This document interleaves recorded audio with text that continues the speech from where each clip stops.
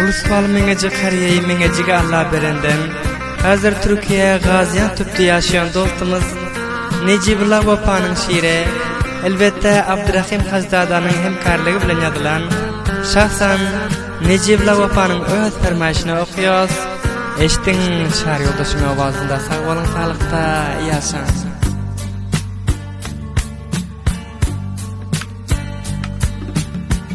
Eştim ki mensiz bir sorol bolupsın, aktırıp gözden yaşlar ağlap yürüpsün. Kanaty kırılmış bir kuş yanısın, meni koyup gitsen sen hem görürsün. Açılsa baharın renk gülleri, bir başka bülbüle köşek boldy gülleri.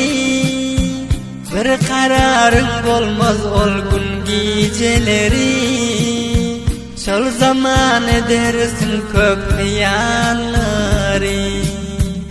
Açılsa baharın renk gülleri, bir başka bülbüle köşek boldy gülleri.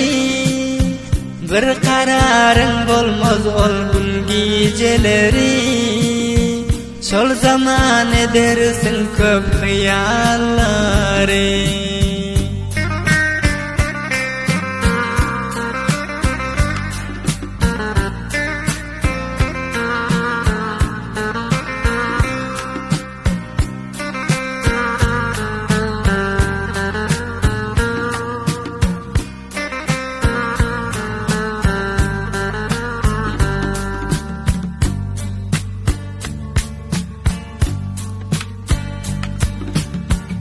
Zaman gelir gözleme söydükden başka, gün gelir ağlarsın doldurup gözün yaşa. Meni unutup koyup gitsen sen başka, meni koyup gitsen sen hem görürsün.